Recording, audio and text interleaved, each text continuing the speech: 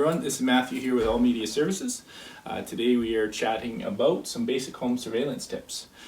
We are working with specifically with the Blink camera systems, but this will apply to lots of the other camera systems out there, especially the wireless ones. So we are looking at Blink XT2 on this one. This is one of the systems that Blink supplies. They are an outdoor camera. So they have a good weatherproof rating for all seasons.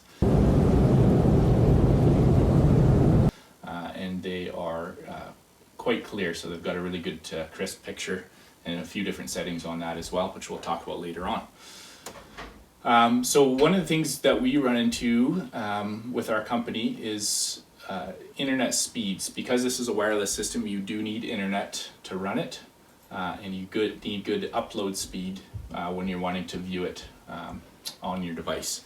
So I've done a speed test here at home. This is on a fiber optic network, so it's quite fast, but in rural areas we do have limited upload speeds. So the camera system itself, like I said, is wireless. It runs off of just two AA lithium batteries. It's a nice easy system, and you can also run it off of a micro USB as well. So if you did want to power it externally, you can do that, but it doesn't require it. So now we are looking at the Blink app here up on the left, bottom left side here. So this is just a picture at my place of a screenshot on my phone. That's my truck out front, and this was just me holding it on a low quality setting, so it still looks pretty good. But this is how you view your footage wirelessly.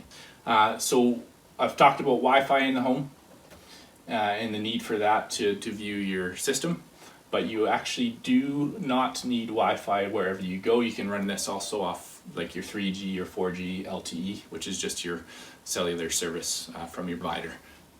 So now looking at upload speeds again,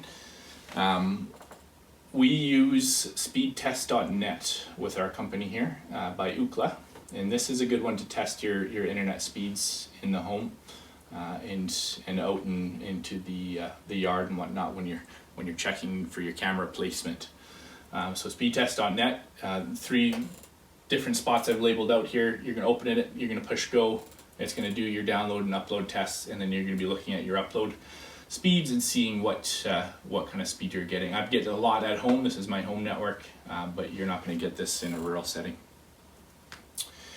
So the nice thing with the Blink systems is they have 3 different modes you can set, and this is going to give you your different qualities of the picture itself. So saver mode here.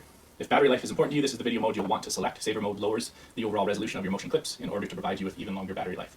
This mode records in 360p, which is standard definition, and requires at least 500 kilobytes per second or half a megabit per second upload. Standard mode. Standard is the same great video quality that you know and love from Blink. This mode records in 720p, which is HD, so it's getting the higher quality pictures, and this requires at least 2 megabits per second of upload speed. Best mode, so this one is available on Blink XT, XT2, and Mini only, so these are just 3 of the systems that they run. This records in 1080p, so this is going to be the highest quality recording, but this will require a minimum of 3 megabits per second of upload speed. So what this is this comes with your kit when you buy a camera system from Blink. It communicates with the Wi-Fi, so you connect this to your Wi-Fi. So this is important to have this within range of your router as well. So it connects to your Wi-Fi, and then it talks to your camera wirelessly, and it also stores your pictures and videos on it. So there's actually 2 ways, that you can store the clips, and one of them is cloud servers. So this comes automatically with your system, and it'll store into a cloud server that's set up through Blink, and it'll automatically save onto the server, and then you're able to access it on your app, so the different pictures and videos. So if you don't like this option, and this worries you a bit, they also have an option for a flash drive that you can plug right into the sync module. So you can do up to 256 gigabytes of storage, which is a ton, and then you can actually take that USB drive and plug it into a desktop or laptop and view your pictures and videos. So now we're going to look at a good way to test in your house, in your yard, whether you're able to run these cameras. So upload speed, again, I've talked about this before, is very important. If you have a good upload speed in the house, what you'll want to do is actually take one of your devices with speedtest.net and with that app and walk around the house, go a little further out, go out into the yard and go near where you're actually going to be setting up these cameras, because it's important to have a good speed out where the cameras are actually going to sit. So if you're able to get 3 megabits per second of upload speed or higher, then that means you're going to be able to run the best mode that we talked about earlier. So that's the highest quality video. So 3 megabit. So one thing I haven't mentioned yet is that these camera setups are actually exponential. So meaning that for one camera you need 3 megabits per second of upload. For 2 you need 6, and for 3 you need 9. So when thinking about placing your router and where it sits, you've got to take a lot of things into account. I did an install for my dad of a Blink system in Wetaskiwin there, and we had it set up in the basement, or he had his router in the basement originally. And so we were having issues on one of the cameras mounted far away on the garage. And all I did was I ended up moving the router close to a window. So we've got a scale here, and these are the different decibels of interference that these materials cause. So glass is one of the lowest, so it actually, the waves can get through it fairly easy. So I put it near a window and the camera signal shot way up. So just something to keep in mind when placing your router. So again, correct placement makes all the difference, right? So we've got full coverage in this diagram here.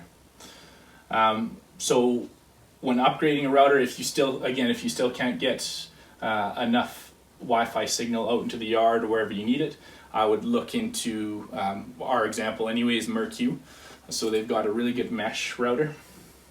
So what that means is the Queen on the left there can do 3,000 square feet on its own, and you can attach these little bees or nodes, and it'll give you extra coverage throughout your yard. And this is a diagram of showing kind of the coverage you can get with all the little bees, right? And then that'll just give you the best experience you can get with your Blink camera systems. Yeah, so that's it for me today, and I hope you guys have enjoyed and learned a few things, and let us know if you have any questions. Thank you.